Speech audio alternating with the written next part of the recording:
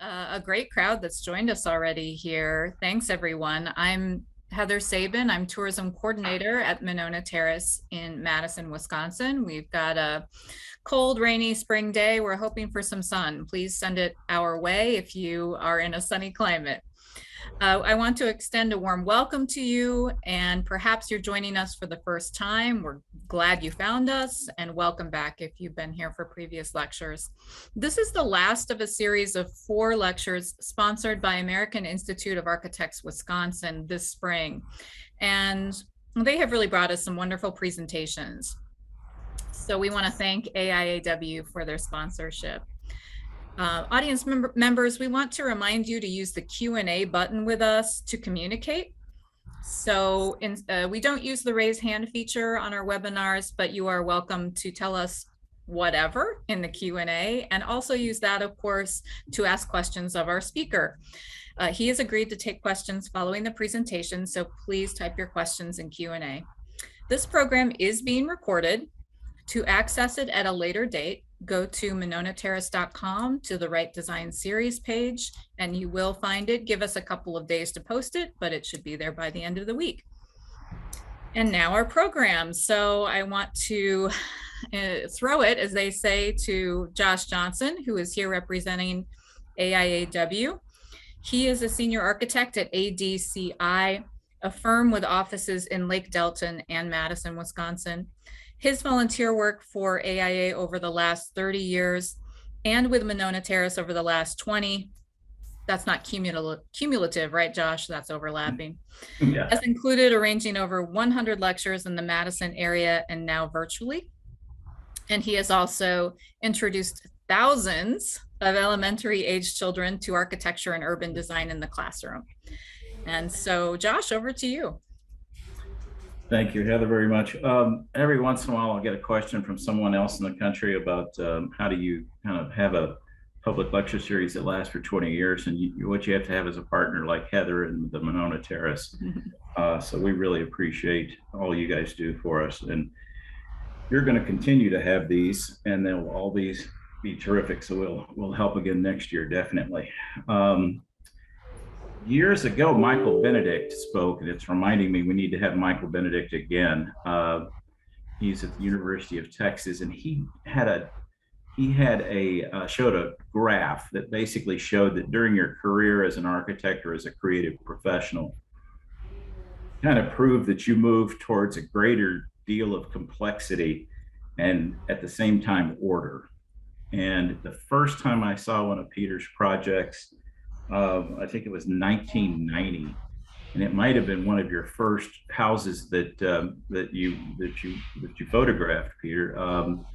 But it was something. It was something that had a level of complexity, but it also had a level of order. There was a reasoning behind it, and so it's one reason that we've kept up with you for all these years. We've been big fans over here, and thank goodness we get to see the work, because your approach, it speaks to the land it's around, it speaks to the person that you're probably working with, but each one of them is unique and wonderful. And so you move, from that level of complexity and order and to a clear, simple solution that is always interesting and always creates a level of interest when I see it, and anybody I talk to about your work. So thank you so much for this body of work, and please keep going. Thanks so much for the master class program that you do. Hopefully you'll touch on that a little bit, but I know everybody here is here to hear you. So Peter, have fun. Thanks, Josh. Thanks, Heather. Thanks, Institute. I'll just start with the first image, if that's all right, and talk to that. Over here in Australia, we've got a growing awareness of culture, and it was a culture that was, by and large, kept silent for a long time. One back, thanks, buddy.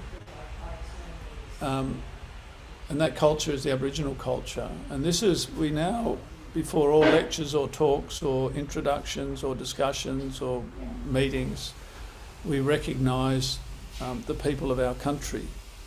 And we've got over 350 countries around Australia. And we're privileged to be working with a few of those. In fact, on Sunday, I fly to one of the most remote parts in Australia to work with a community of 1,000 people, which is a great privilege to me. But you can see there in writing, what we're recognising. We're actually recognising the fundamentals of life. So this second image, which is a visual, shows the old bumblebee versus the new drone.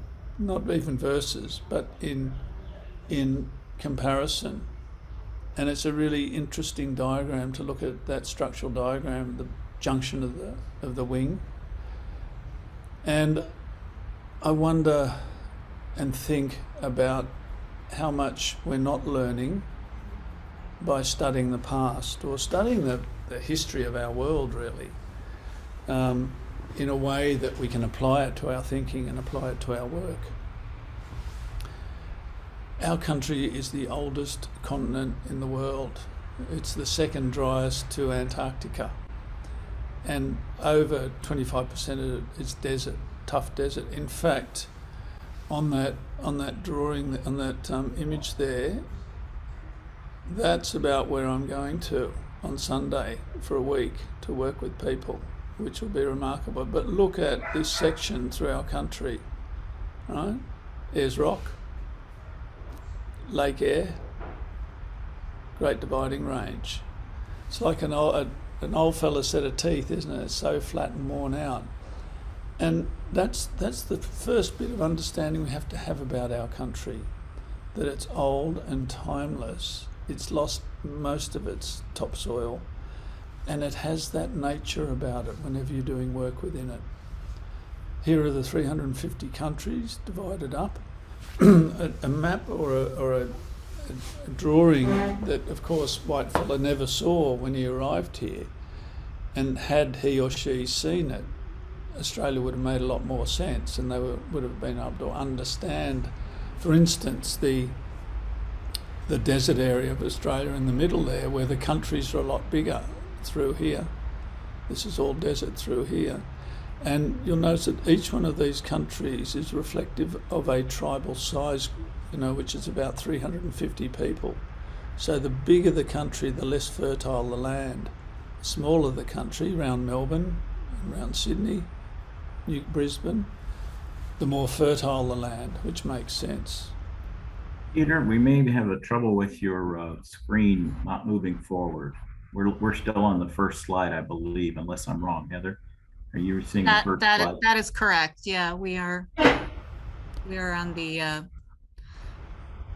slide acknowledging the Gadigal people. No, it just switched. Are we right? And is there a way to do that from the beginning so it fills the whole screen?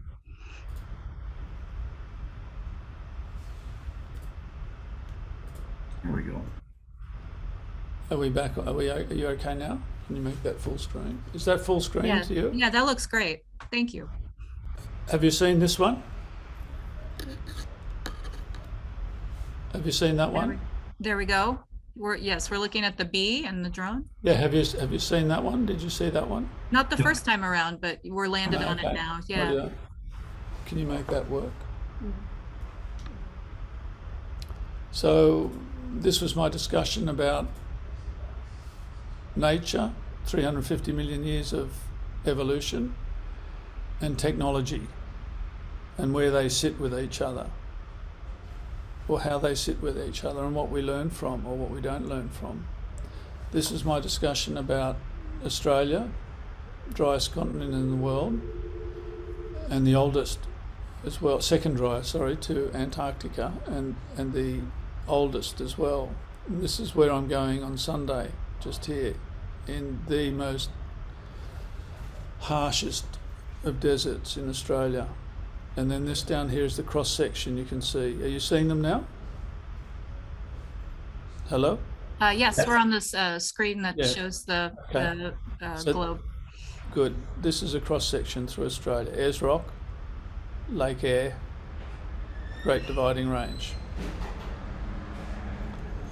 Then this is the Aboriginal map of Australia, and it's a wonderful map because it depicts really the fertility of the land, because each one of these colours is an Aboriginal country, so a different tribal group, and has roughly the same population. So the bigger the country, the less fertile or less sustainable the land is, which would have been a great map to have when we settled the place. And this is where I got to in my talking. This is Lake Eyre itself, which is in the middle of Australia, and it's 14 metres below sea level. So 26% of Australia drains to this lake. This lake's been dry for 25 years. And then suddenly in 2009, 2010, we had an enormous amount of rain. We've had it again the last 2 years, and the lake is now full. And it breeds, I think it's either 10,000 or 100,000 pelicans a year, this lake. And the lake is maybe 1,000 kilometres from salt water, from the ocean. It's a remarkable place. And on the right-hand side, you can see the Cooper River, which has a floodplain that extends for 120 kilometres. That's how flat our country is. Quite incredible. So this is a place called Sandy Creek, which drains western New South Wales. I'd never seen, it's actually on our family property, which is 70,000 acres. I'd never seen water in this creek in my lifetime. And in 2009, we had 2 metres of water in the creek. What also happened was that we had frog eggs in the creek, and we had sort of insect life around the creek, and I couldn't work out for the life of me where those frog eggs had come from. I found a frog, I researched the frog. That frog can live underground for 7 years. It can hibernate for 7 years. So this lack of water and this dry riverbed has been around for a long, long time if we're talking about reptiles that can adapt to it. And likewise, I saw this in a riverbed once, this thing here, which I thought was such a beautiful sculpture, but it's actually a fish trap by the Aboriginal people. And there's a net, or there's a cage put at this end of the fish trap, and of course the shape or the form of that line of rocks is a gentle form, so as the fish is coming downstream, it hits this form and moves slowly with it. Quite a clever understanding of the movement of fish. But of course they only come and use this when the river's up at the right time of the year when the fish are around. So it's that sort of long-term planning that really impresses me. Left-hand side is the same moss as the right-hand side. It's just in dry times. So our environment has learnt how to adapt to this sort of radical change in water and dry. And as a young kid being brought up in this environment, water became as precious as gold, if not more so. We had none of it. This is a trapdoor spider who lives about a metre underground, where it's about 8 degrees cooler in 45, 50 degree temperatures. But what's interesting is the little cap for its tunnel, for its hole. It's a conical cap, and he or she puts it on the hole when they go down in case it rains, because our water extends for kilometres. It doesn't follow tracks. It expands and keeps the water out. And then because it's so thin, it dries very quickly and is able to be taken out. A wonderful piece of engineering. So the country I'm going to is sand dunes, horizontal sand dunes, west to east, and these stretch for about 1,500 kilometres through the desert. and they communicate the type of weather patterns that run through the desert. Aboriginal people paint these images as if they're seeing them from the sky that they've never been to, not physically anyway. So they paint their landscapes in plan, which is a really interesting way of thinking about things, because we tend to paint our landscapes in elevation. And I'm fascinated at that different connection with place that people have. Why is it that someone looks at a place in plan? Is it because they walk it so often, or they understand it so intimately, or it affects them so much, as opposed to elevation, which is something you can look at and walk away from? Kids, on the other hand, they paint from their imagination up until they go to school. That's my youngest daughter, Cleopatra, who's now a singer actually. You can get her on Spotify if you like. Drawing. This is a drawing I did for Rick Joy actually, for their wedding, Rick and Claudia. And this is a drawing of a tree I did more recently. Such an important part of our communication and in architecture, but also of our connection with how we think, what we see, and how we represent that. My fear is that as time goes on, we're all becoming part of the one singular tribe. And I'm not sure that's a good thing. We've lost our sort of regionalism status. We're now either local or international, as Frampton says.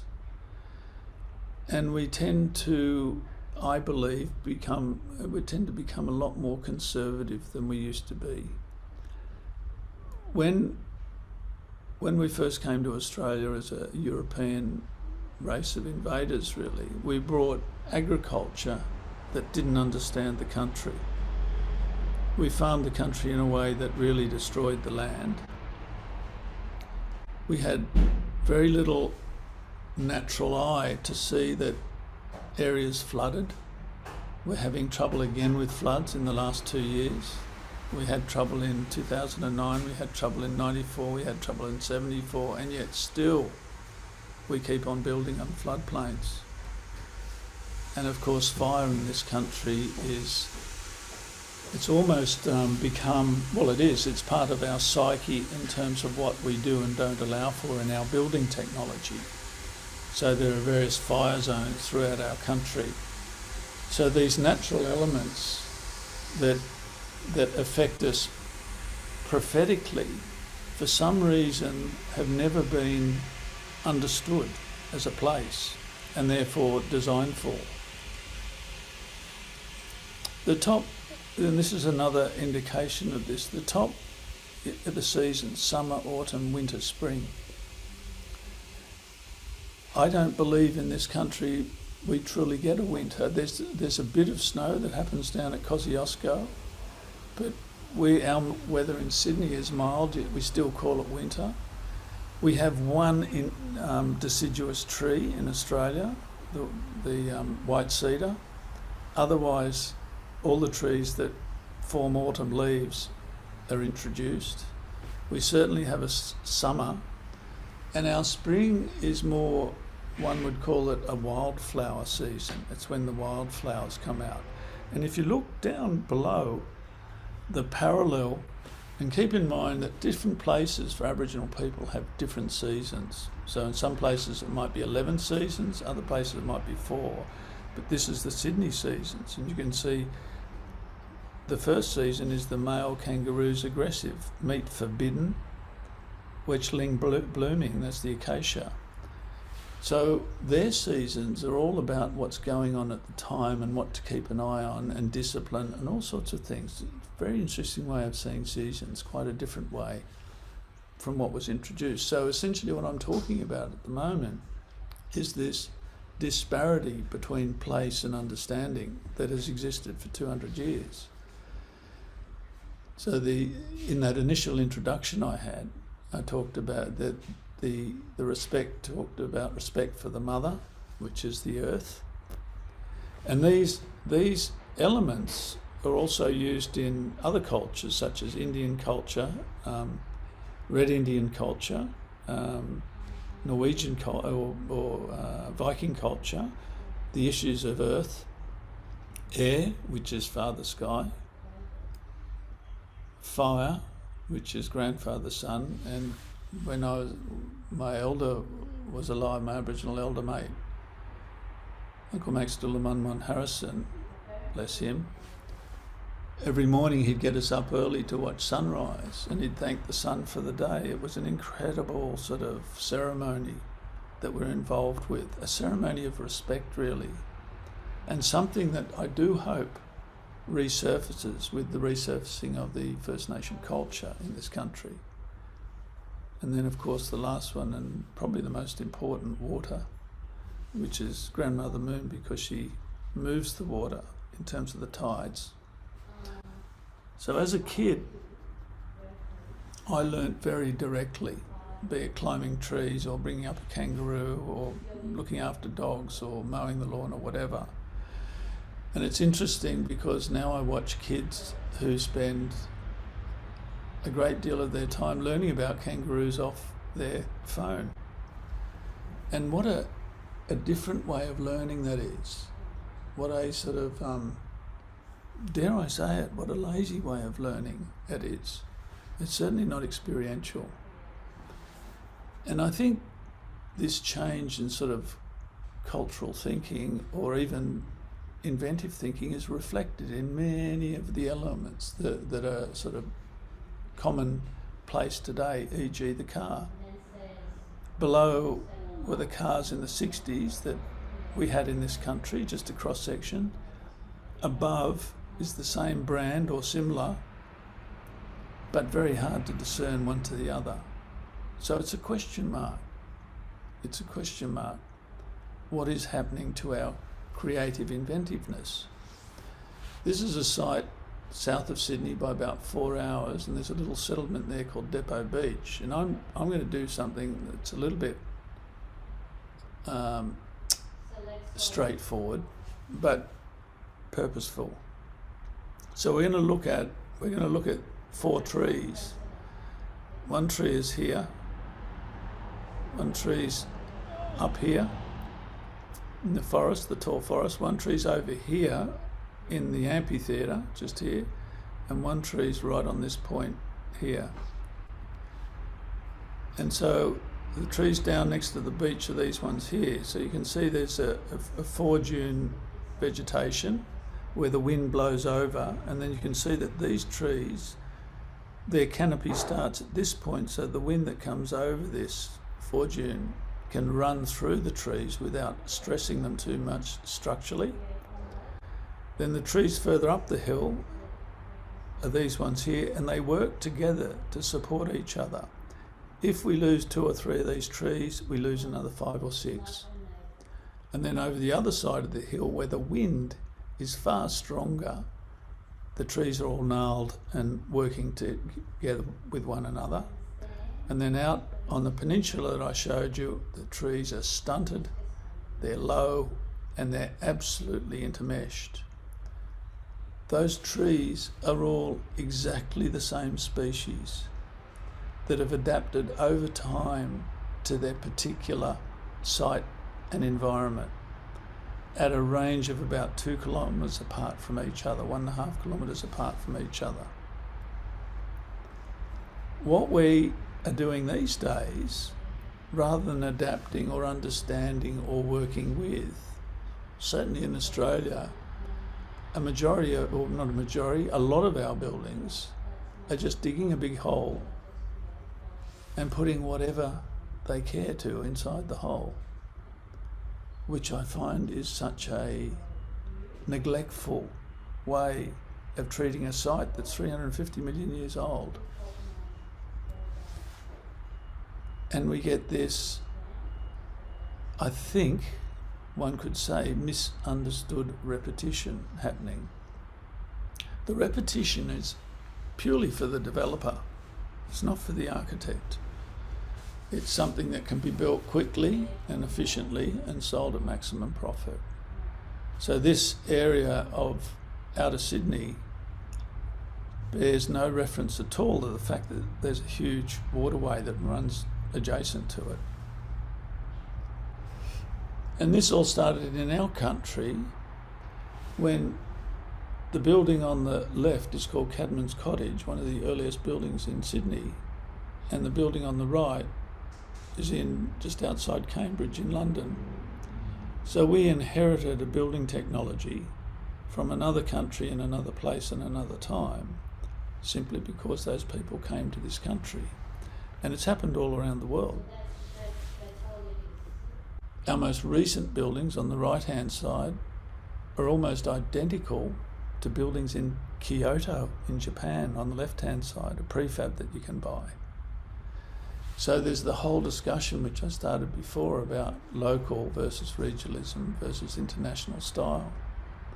And we're becoming more and more adjudicated by our international understanding or style, as opposed to maintaining a really close affinity to where we are. Rubbish is becoming a huge issue. Ask yourself the question, do I design thinking about the rubbish that's produced as a consequence of my design? It's a really, really important question. I watch on building sites skips full of good materials going to the dump. And that never happened 40 years ago. That's a recent phenomenon. People used to think about like wastage. They used to think about their materials. And just how many materials you use or how much material you use to make something beautiful. I mean, I think this is a wonderful example of that. 7 bags of cement to make a beautiful swimming place. And these are really wonderful marks. They're actually rock scratchings or rock grindings in central Western New South Wales that I only saw a few weeks ago. And I was told they were by the river. Each grinding reflects either a story or a different tool that's being sharpened. But I went to this, and it's alongside the Macquarie River. I find it incredibly beautiful, actually. And I looked at it, and I looked around, and I thought, the only mark these people who've been living here for 60,000 years have left are these grinding marks. And I thought of the comparison between our footprint and their footprint. And I know times have changed, and I know times have shifted, but I think have left that bit of thinking aside. We haven't considered the size and the waste and the footprint. Left-hand side of the wonderful Hakka villages, southern China. I went with a great mate with Pastor and his family, and we stayed there for some time. But we wondered and we questioned why a beautiful room, 360 people, 56 families, was unoccupied. 50% of these buildings were completely unoccupied. Everyone had moved to the buildings on the right-hand side. A city of 25 people, 25 million people. And one has to ask the question, are we moving actually in the right direction? Is the housing on the right-hand side more sustainable, more thoughtful, more generous, more family orientated, more care orientated, more respect orientated than the housing on the left-hand side? And if it's not, is the only reason we're doing it for developers' profit? And there's a really good way of designing a high-rise building. These termite mounds in Western Australia and Central Australia operate with a million termites in them at 21 degrees Celsius constant for all the reasons you can see in that diagram, the thermal mass and the movement of air, etc., etc. And yet as soon as we build a high-rise building, we need a massive air conditioning system to run it. Why haven't we sort of studied something like this and run the building by and large passively? The original buildings of this country were very, one could say, simple, but they're actually not simple at all. They're direct, different level of behaviour of a building, direct to simple. Left-hand side is Victoria, where there were skins and animal skins and bark used to form a very solid casing on the building, and you can see the fellow on the left-hand side there coming out of a tiny opening because it's really cold down there.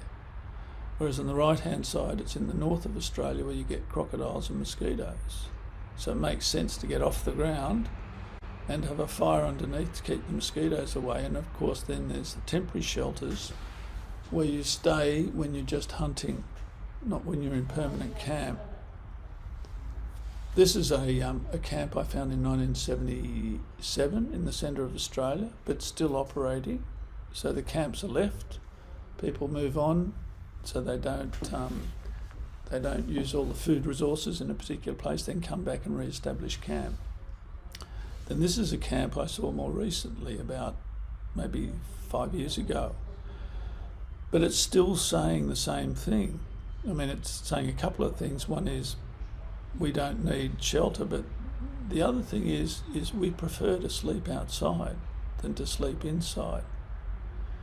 And it's an interesting phenomenon in this country that the original culture that occupied the place for so long actually prefers the outside environment. The landscape is their room, the landscape is their house, compared to thinking of those houses I showed earlier on, those repetitive houses.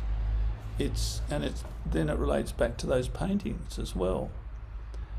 How one sees and feels a place is really important and can be radically different. You know, and this applies across the world, the wonderful canyons, and they're very simple but beautiful rooms of occupation, or round earth or mud construction. In Chile, again, the indigenous people in very intimate rooms, not big. Papua New Guinea, they do have big, they have group accommodation. And these are the longhouses in the highlands. That roof design is against the wind. It's actually the optimum design against the highest winds, or second highest winds in Papua New Guinea. But this is group living. But when you live in a group, there becomes social tension, and also you remove the intimacy you have with your partner when you live in a group. A group is actually, by and large, good, but it does take away the aspect or the intimacy of family. This is the same sort of longhouse, but a different type. This is designed for a 3-year lifespan, whereas the last one was designed for a 12-year lifespan. This is, I think, one of the most beautiful rooms I've ever slept in, which is a foyer longhouse in the highlands, and the light comes over the eaves and through the floor. And then this is the technology of building these buildings, which is you use green cane, which as it dries tightens, but you can see on the ridge line there that all the sticks are tapered. That's so they can be taken apart really easily, because most of this building gets reused in the next building. So it's all designed by the cane to be recycled. And here's the option to the big longhouse. This is a family house out in the bush. And if the family want to, they can spend all their time out here together as a family. So there's this wonderful, and I guess it's a bit like our holiday houses really, but it's this wonderful social balance that exists in Indigenous cultures that manages that whole aspect of social tension and family tension as well. The Japanese, building which is really so refined, and it's so refined in terms of its understanding of climate. this roof system keeps the hot weather out and breathes, but also keeps the heat in winter. It's an incredibly refined system, and if you were to analyse it technically, quite remarkable. But you can see that in the cross section. But then, despite all their management of climate, their preference or their preferential thinking is connection with place in a respectful and a dignified way. And I think it's probably the most significant culture that does that. Mind you, what they look at is always a tailored garden. It's not raw landscape. And in this garden, which is Shiseido Temple in Kyoto, there's a bamboo pole that rests in the stream beyond the camellias just there. And the bamboo pole fills with water, and it has a rock in the end of it. And as it fills with water, the bamboo pole pivots downward, and the rock head on the pole hits another rock and makes donk, makes a sound. Donk. So what that tells you is how much water's in the stream, i.e. how wet the place has been. So the rhythm of that place changes with the water flow, which is incredibly beautiful. And then in India, in order to wash your clothes in private, because this is a monastery, you put a roof over the water so the monks can come down and wash their clothes and bathe. But you also develop a place of incredible beauty where you can launder and hang your clothes in privacy, but the light is so subtle and so alive. Time helps that, but also the way that people understand light. And of course, one of the greatest proponents of that is Doshi. B.V. Doshi, Pritzker winner, British gold medal winner, amazing man, 95. This is his School of Management in Bangalore. And what an incredibly astute bit of architecture that is. That architecture understands place and it understands culture. And through those understandings, it's incredibly beautiful. This is one of my favourite houses. We found this just in our wanderings through northern Vietnam.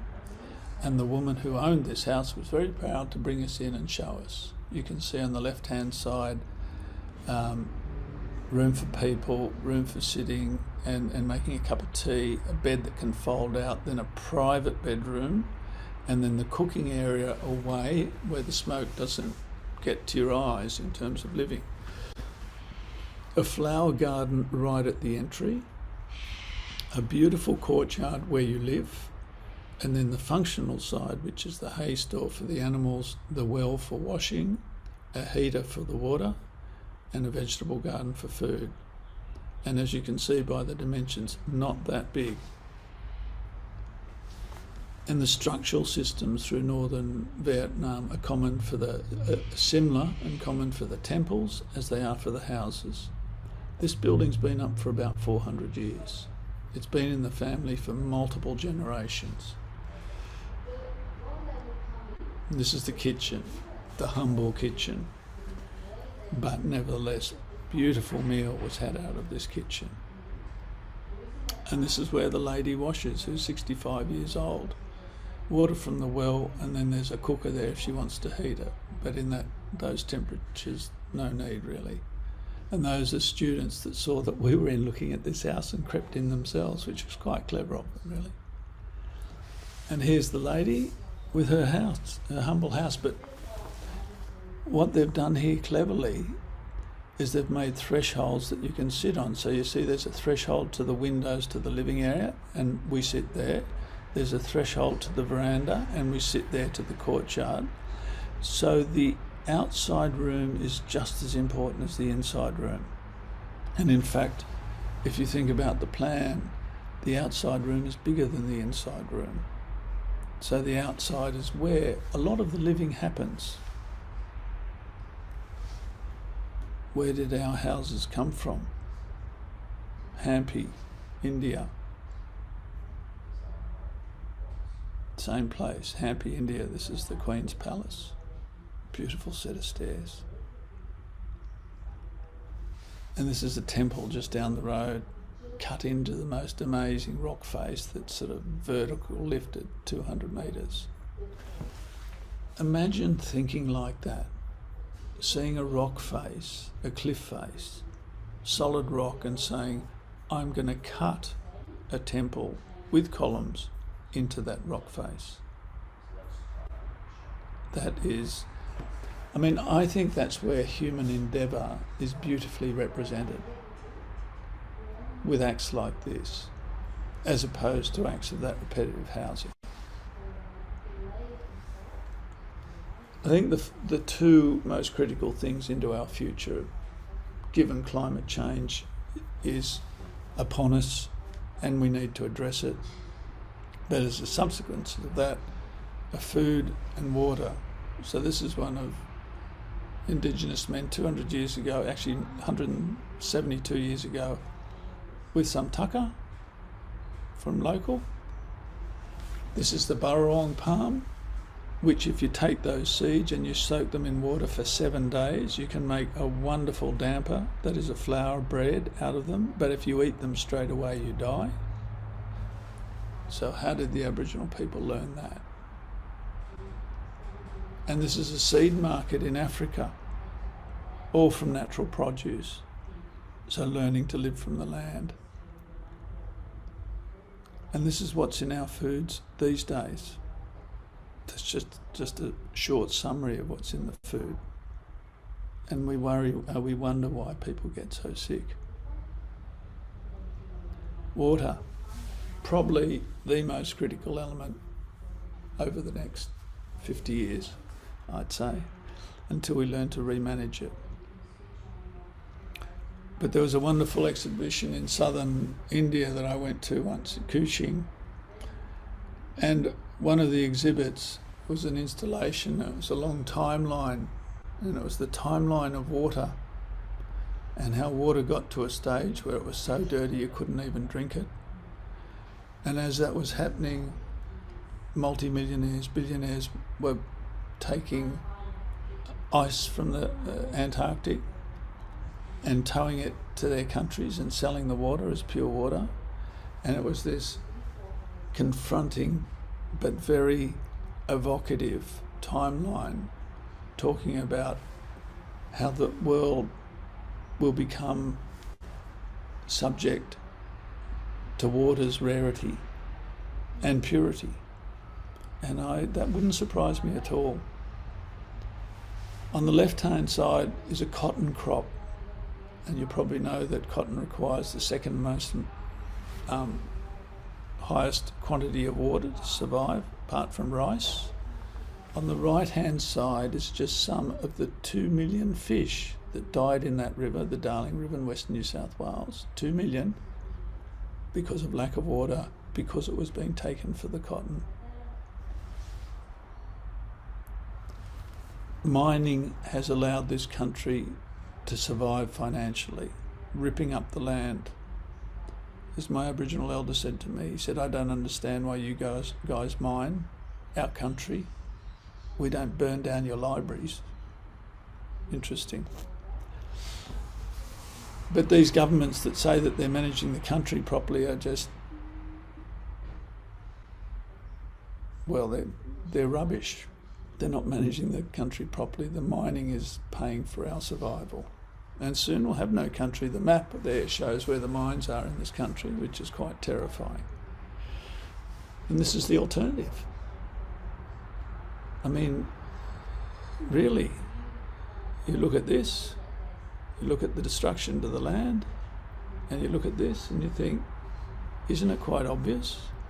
I mean, isn't it seriously obvious what we should be doing? I think so. So I've been really fortunate to have 2 elders, and a lot more, but 2 very generous ones, and people I've worked with closely over the last 40, 20 years, respectively. Richard Plastrier and Uncle Max Dulamunlun would have been wonderful teachers. And for me, in doing works of architecture, I consider these things a lot. I consider the space and the light. I consider the structure. It's intimate with architecture.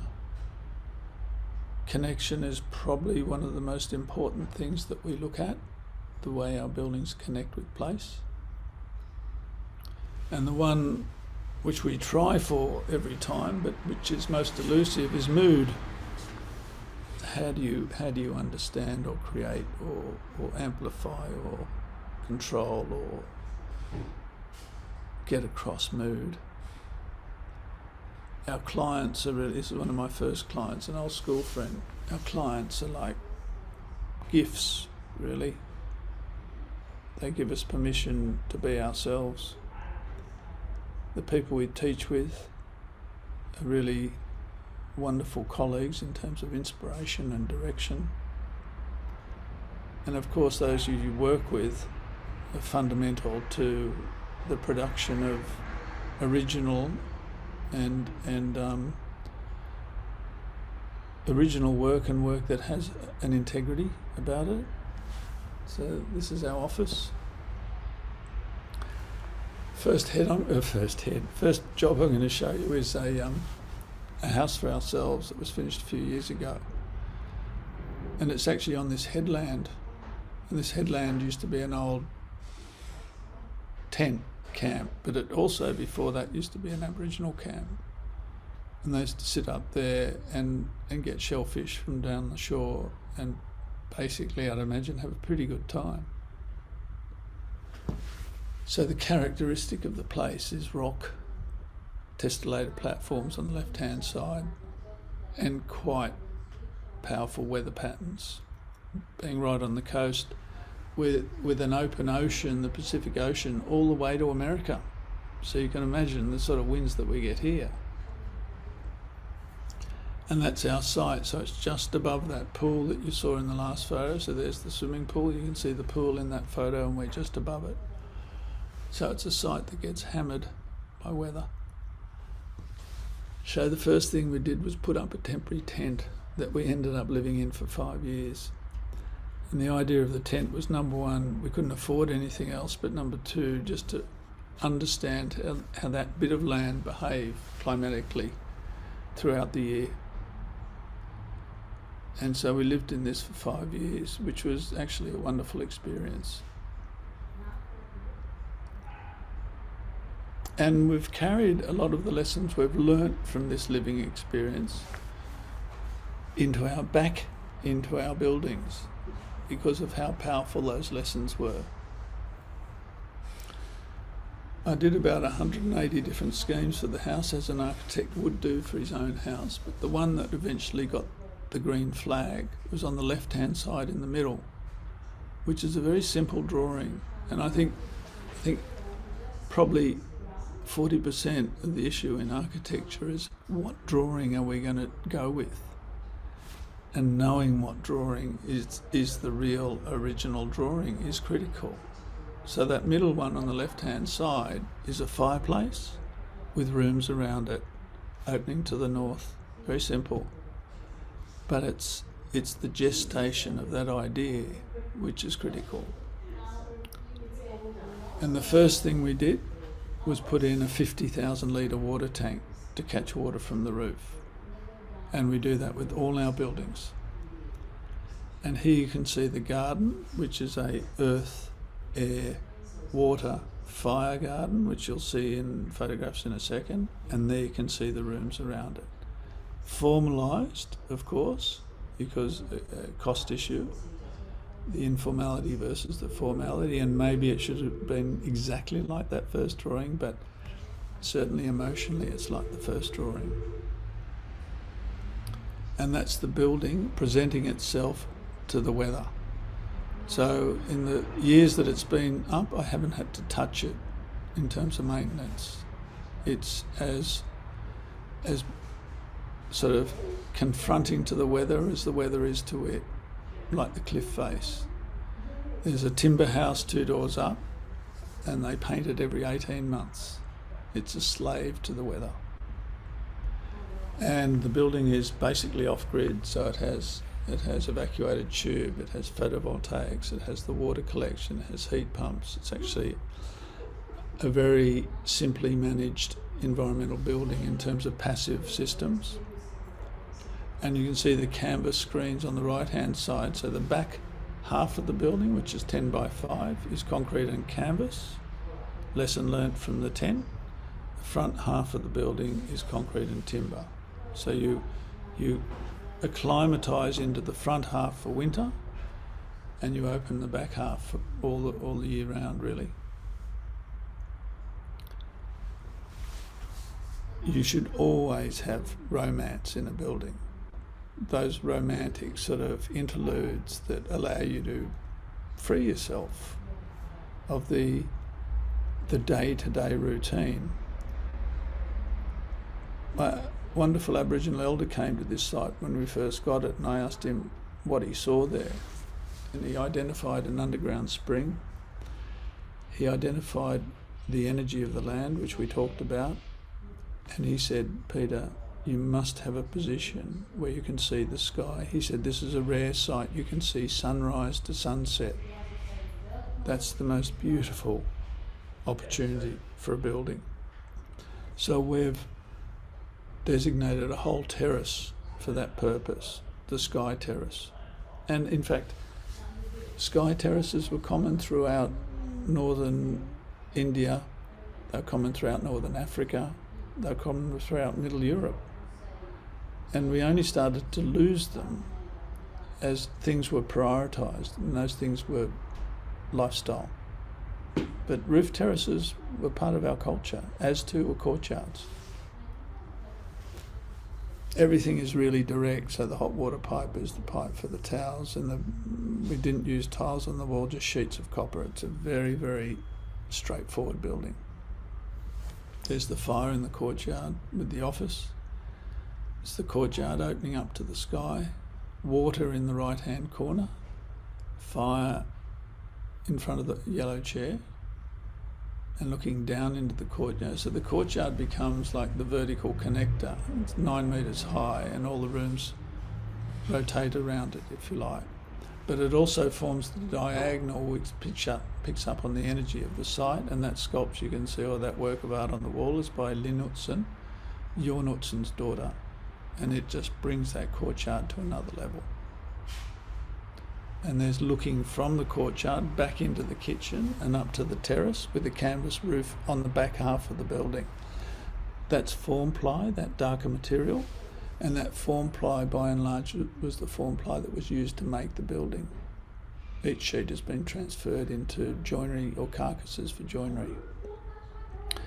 They're double hung doors, those doors, and they drop down in front of the kitchen.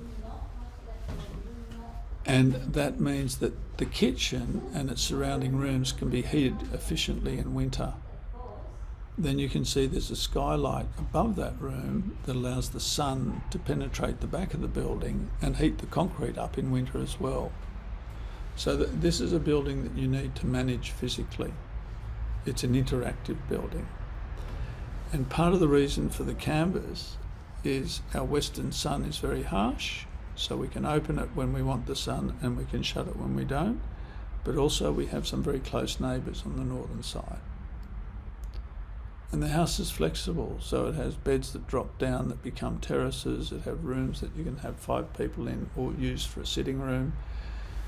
Designing room-specific architecture, I think, has, in terms of residential architecture, has question marks because we waste so much space. This space is a wonderful room with a curtain as a wall and a bedroom, and then it can simply become a sitting area in the winter sun. Light and shade, so important. So the stairwell is the source of a lot of the light for the centre of the building. And this is our main room, which is 4.8 metres cubed, so a perfect cube. And ultimately has become the source of much relaxation, and I'm not sure whether that's its actual spatial measurement. It could be, but the whole building, as you can look on the ceiling, the whole building is built to a 2400 by 1200 dimension. So it's all built out of it. It's all made out of single sheets of form ply. That's the memory wall at the back there. It has all different things for your lifetime on it. And then you can see the rugs as doors, top and bottom. So you shut them from winter, open them for summer. And that's the building in context. So you can see the block of flats next door. For the last 6 years, we've been doing work in Brazil, community work, pro bono work, and we do it both on the island, which you can see circled, and where the red dot is as well. It's worked through Fernanda Cabral in the office and her sisters who live in Brazil, community work. And the first thing we did was we looked at the indigenous buildings when we got there. And the indigenous buildings tell you a lot about climate, they tell you about social interface, they talk about the place. But when you go to Brazil and when you look at the buildings, they're very, very similar to the buildings from Portugal, as our buildings are very similar from the buildings in England. And the buildings in Portugal are designed to completely different climate. So you walk inside these buildings in Brazil and you boil. You're literally sweating and you can't wait to get out. So if you're getting a sea breeze, it doesn't affect the building. So another lesson in looking at the place and trying to work with it. So we went into this favela. We had access into the favela and got warmly greeted by the people of the favela, and we started designing. And we talked to the community a lot about what they needed. They had a tiny room and essentially they wanted a community centre kindergarten.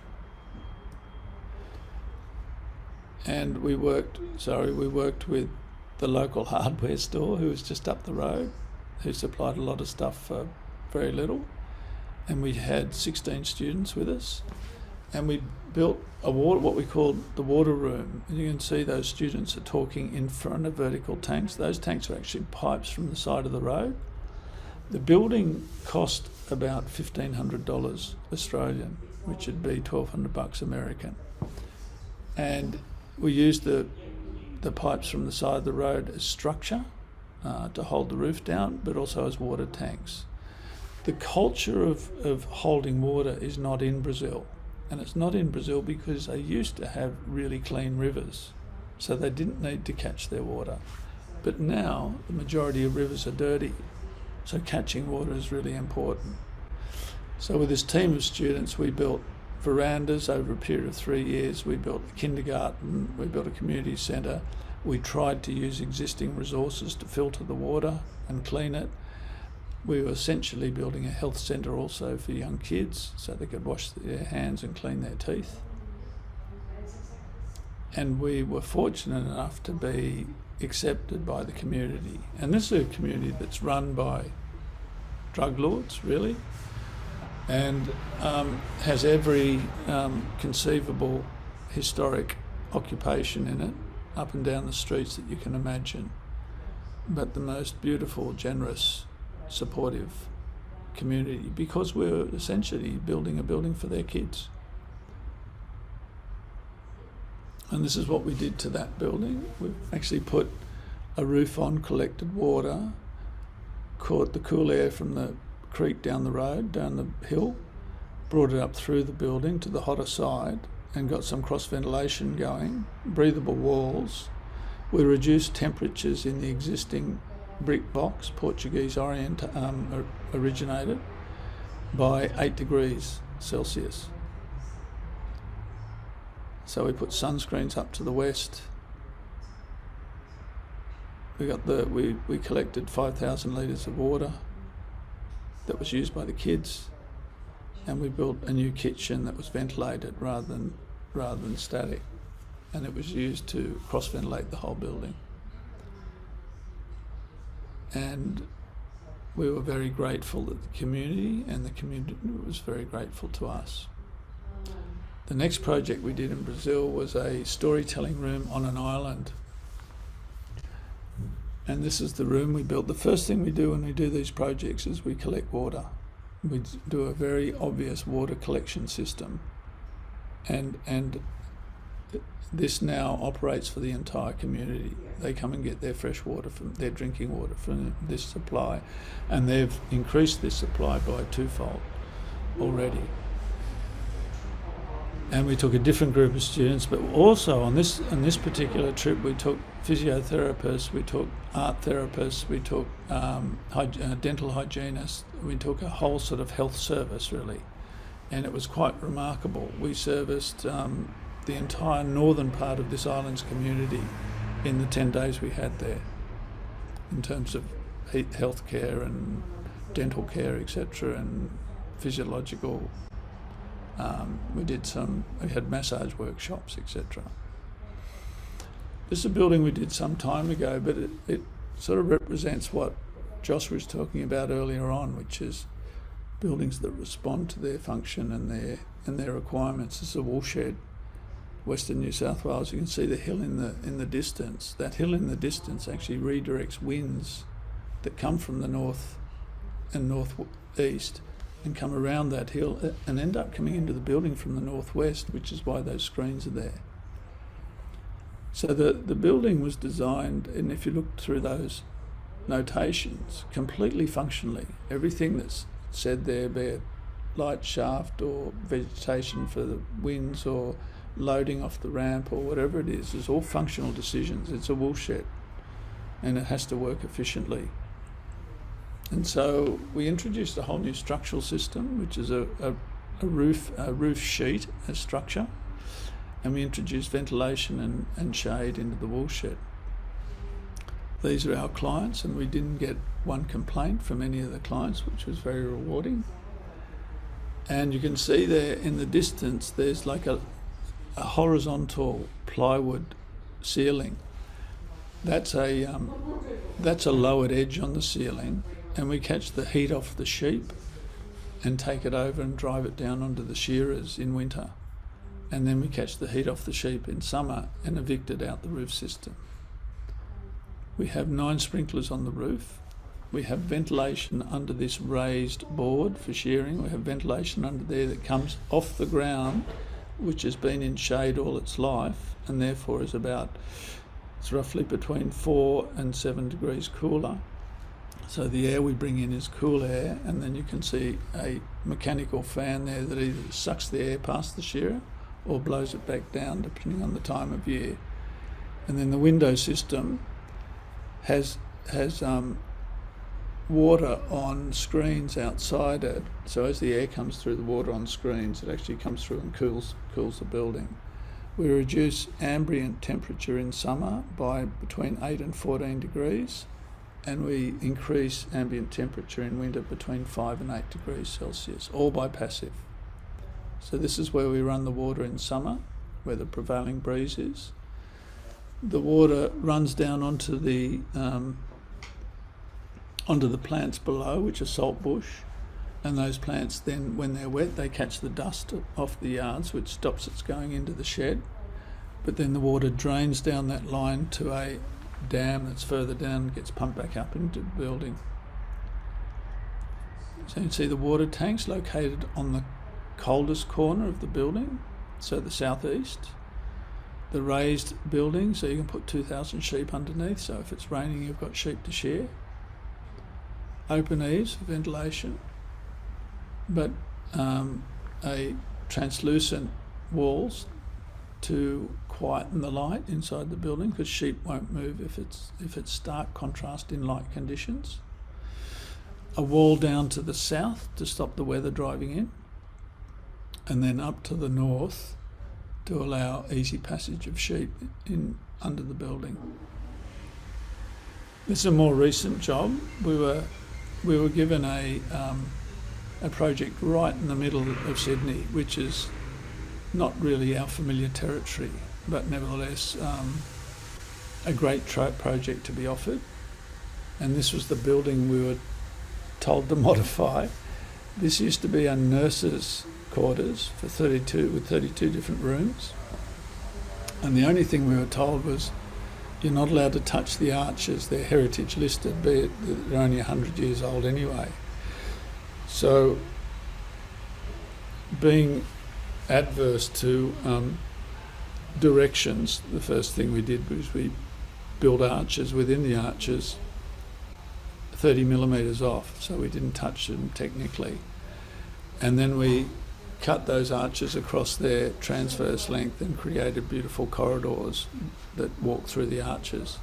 Then we removed all the built material below the arches, so we created a big spatial room, and carried the arches outside, because like that photograph you saw with the bed sitting outside, you can live outside in Australia if you choose to. What's happened is this outside space has become reputable across Sydney. People ask to perform there. There's Tai Chi there, done on a Tuesday, Thursday morning. There's quartet performances. Every third Sunday there's a jazz performance, and it all happens under the external canopy. Models and drawings that we give to the documenters. And so when we took out the walls down below, we just left the edges. We didn't try and tidy them up. We wanted to tell a story about the building. So the building has like a storytelling capacity to it. And then our arches go from inside to outside. They carry your eye, but they also carry the space, and they also make individual workplaces for the artists that occupy the building. At the other end of the site, we took the little building on the right-hand side, which is the pathology building, and put amenities facilities. And the reason the roof is like that is it's coloured acrylic tiles, so the light comes through, and the bathroom has no ceiling in it, so the light comes into the bathroom. But the reason the roof is like that is it marries into a play structure, which is quite tall further on. And there's the transverse, one of the two transverse arcades which walk around the void space that was created. You'll notice that the work is very direct. We don't cover up the cuts and we don't cover up the steel structure. It's all expressed, and that's it. On the left-hand side, that pond is the drainage from the roof, but it's also a reflection of the old swamp that used to exist there. So the pattern in that pond is the pattern of the river that ran through there, or the creek that ran through there, and it evaporates just as the swamp did. So it has a connection with the past. And then the shot on the right-hand side is the retention of the old building. So we didn't waste that as a resource, but we changed it completely in terms of its nature. This is a more recent house. This was done a couple of years ago, and its site is the first building you can see as the landscape finishes and the urban environment starts. You can just see it sitting there in the site. And it was conceived from the top of the hill here, and I looked down on the suburb and thought to myself, why are we building boxes next to the ocean? There's so much more story to be told about this place, i.e. the wind, the strength of the wind. I love that shot of the dragonfly as it puts its head down to the wind and lifts its back up to create a negative retraction at the back there. Quite wonderful. And we did the same with our building. And so it sits on buttresses that come out of the sand dune, and then it has screens on either side. We lift the veil up on the right-hand side because it's north and it's where you get your winter sun, and we drop it down on the southern side, which you can see where the battens are, against the adjoining building. And so it sits in the landscape in its own particular way, relating to the headland, relating to the beach, relating to the climate patterns.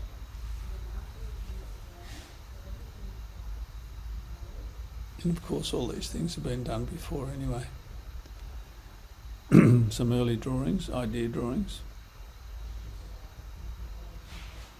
and it sort of feels a little bit like an insect. It's all the vegetation has grown back now. We replanted the whole site. Site was pretty bare, and so that you couldn't get this shot now. There's vegetation all down the right-hand side. That's the southern side. That's where we get our bad weather from, where the neighbours are. So that's why it shuts down to the south, and then it opens up to the garden to the north. This is west, so it's where we get our bad or heavy sun from. The big overhang and the vertical screen protect from west. And there's the simplicity of the planning, which you need to do when you have a fairly complex section.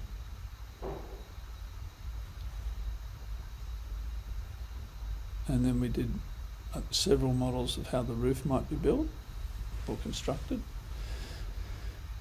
And then you can see how the roof lifts up to the north and drops down to the south. So it's an asymmetrical roof system actually.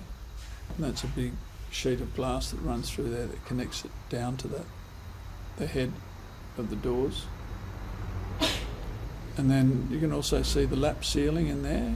This is too hard to join plywood on a double curve, so we lap it like an armadillo, and that gives us the tolerance of not being able to see the sheet underneath or the junction with the sheet underneath, which works brilliantly because that line changes from front to back.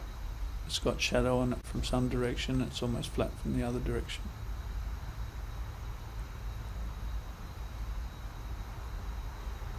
So we get down to small details with our work.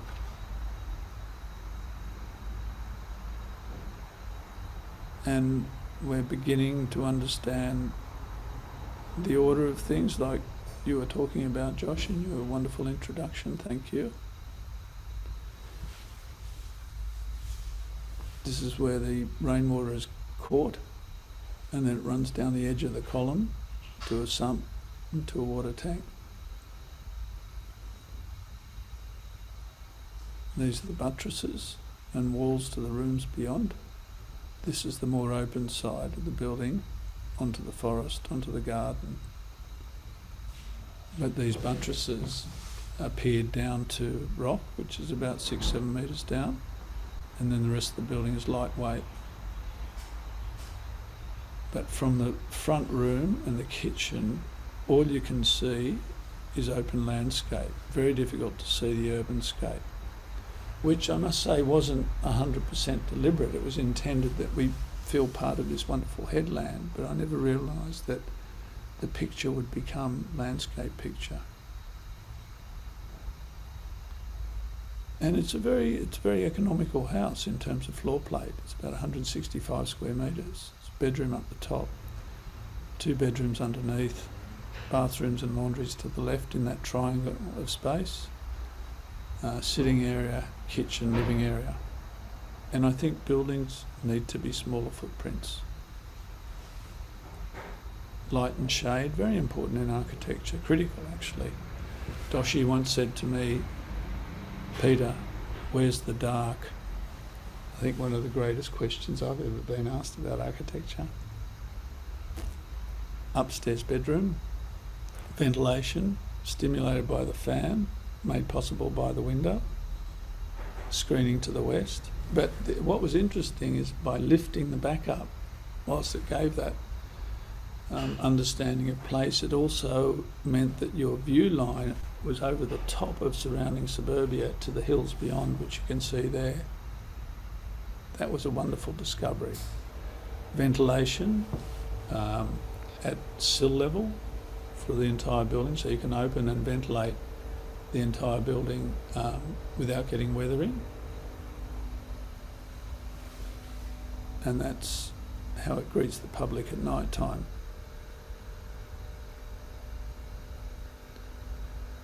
This quickly is a prefab we're doing at the moment. It's just coming on the market now out of CLT. I was approached by an entrepreneur to develop a system that was flexible and manageable cost-wise. These have been produced for about $280,000 American, the biggest one down bottom right-hand side. And the flexibility is the fact that it has 600mm wide columns, and you can work around those columns outwards or inwards, depending on your budget and depending upon your site. Everything is delivered on the back of a truck. We use a new footing that's been developed by a company in Melbourne. It's called a Surefoot footing. It goes in the ground and then has stakes driven through, steel stakes, at various angles to a prerequisite load-bearing capacity. And the frame goes up. The frame and the roof and the walls went up or go up in a day and a half. Of course, it's carbon negative, this. It's all plantation timber, and much of it's recycled as well.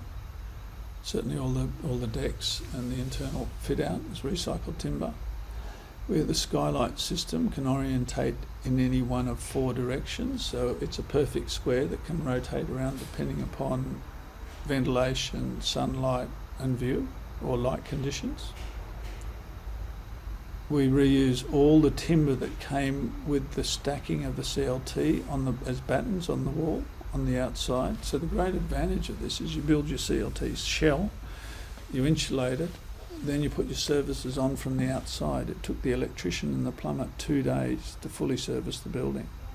They're not cutting through studs or anything, they're just clipping their services on the outside to predetermined locations for sinks and drainage, etc. So on the inside, those big eaves that we have that give you the flexibility to open and shut the building, expand and contract the building, and go from 57 square metres up to 96 with the one footprint. We use those eaves, you can see on the right-hand side, for storage. So all our storage can be effectively the eaves of the building. Another resource that hasn't been optimised before. Form ply, again, like our own house, which is a very cost-effective material in Australia, but also very durable. That form ply will be there for as long as I'll be around, and longer, hopefully. And then again, always trying to introduce elements of romance into a building so it has the architectural fervour. It's not just a project house, it's a project house with colour and with life and with joy. You know, so important in our architecture. And that's it, $280,000 American, and it's yours. I'll give you a phone number. And this is the last building I'm going to show, which is a building we did last year with a handicapped man, one of the most intellectual, civilised, wonderful people I've ever met. And he really was the inspiration behind a very simple building that looks at night sky. He said, all I want to do is sit in my living room and look at the Milky Way. And he bought this block of land because it has access to the Milky Way. So there he is. Unfortunately, he passed away 2 weeks ago, which was not seen, not forecasted, very surprised and very upsetting to all of us. That pond in the foreground reflects light into his workshop. That big door slides open on that panel to the outside automatically. The building was fitted out by the students in the office, so they did curtains, they did furniture, they did sinks. Incredible. And it sits on a big pediment of stone, the Blue Mountains. So that's why it's a masonry building sitting on stone. Some of the early drawings. The eventual section, so you see there's a subtle shift in scale from public area to private area. And then his big conservatory that looks up to the night sky. So from above, completely off-grid, 60,000 litres water catchment, no wastewater on the site, all stormwater is directed to plants, indigenous plants, 66 kilowatts of power. It's totally off the grid, and in fact, it's a little power station. Recycled bricks on the floor, very elemental, low cost, 148 square metres, efficient planning, no waste. You can see curtains being used thermally in that room and for privacy, but they keep the heat in, keep the sun out. But beautifully made by Emily in the office. And a little window to the apple tree that he put in the courtyard. And then you can see there's coloured bricks there on the left-hand side. They're bricks that we've made.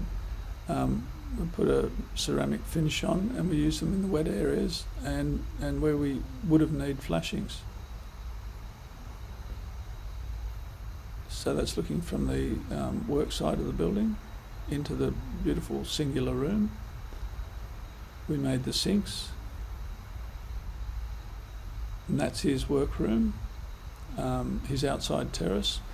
And you know, even though it was designed for one man and his cats, the reality is that it's very easy for a family to live there.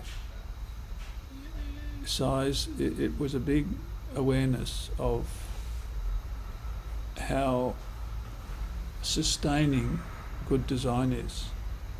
It doesn't need to be big, e.g. Japan, it doesn't need to be big if it's beautifully thought about. It's an interesting sort of phenomenon for us to consider. And that's the central room, which is a parabolic vault, and then the opening to the sky, and how it pulls the light through this room throughout the day. As the day changes, the light conditions change. Brick entirely in the room.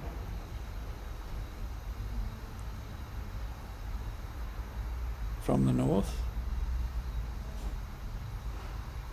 the working side of the building, and the opening to the night sky.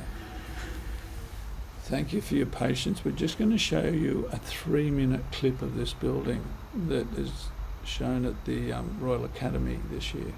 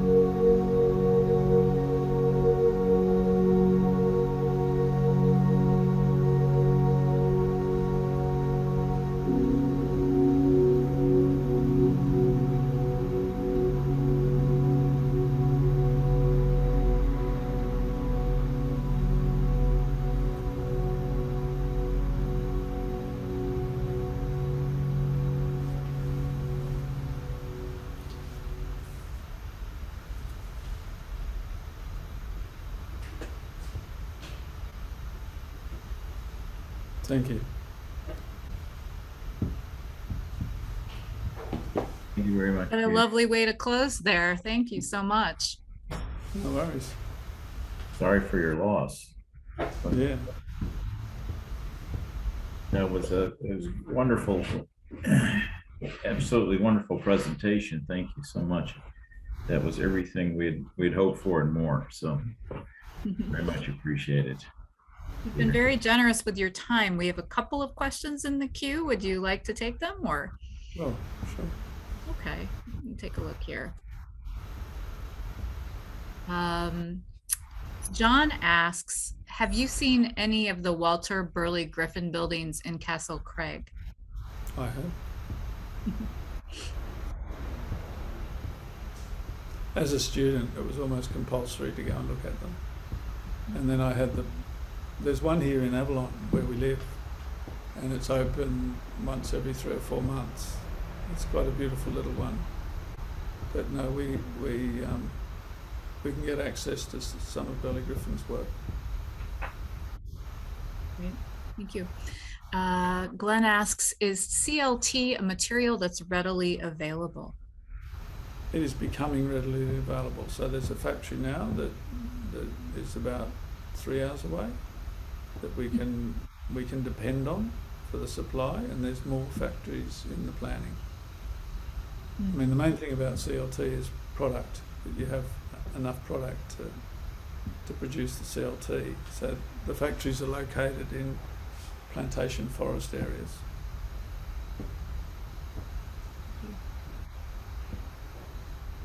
And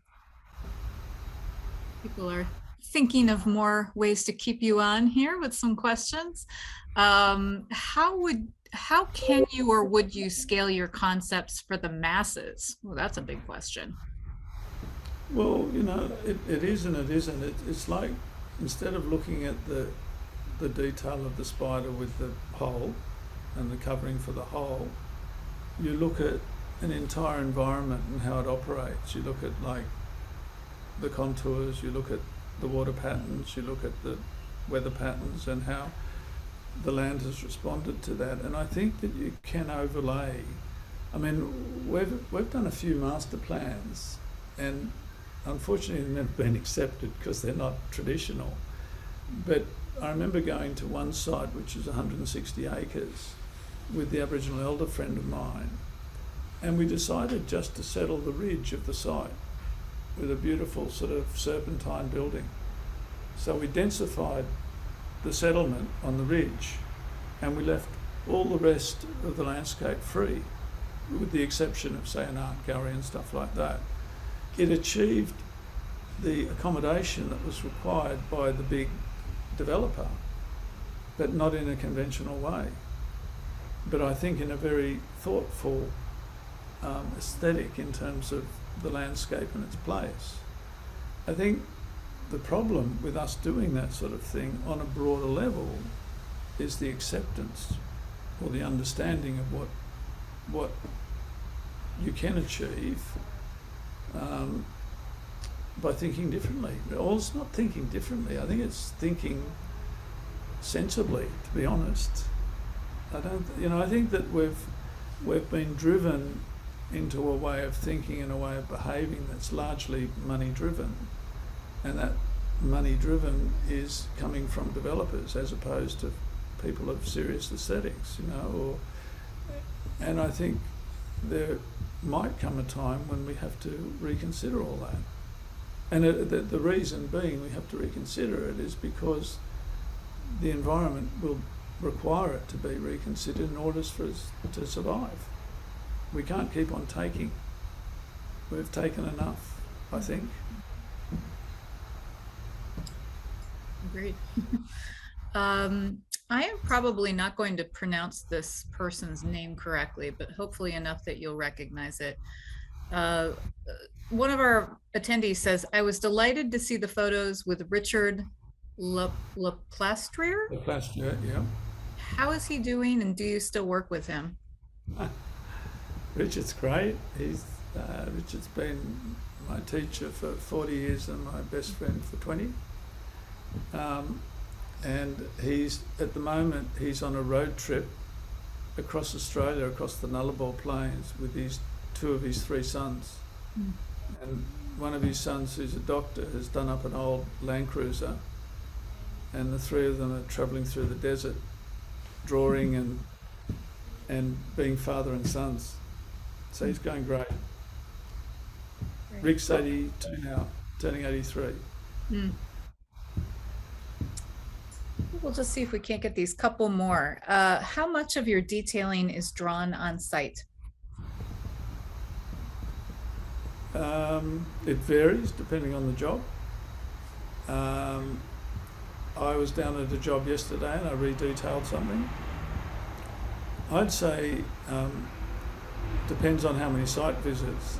And I say that quite sort of directly. That is, we have sites in the Northern Territory which take a day to get there. The site we're going to on Sunday is a 4-hour flight, a 2-hour flight, and then a 10-hour drive.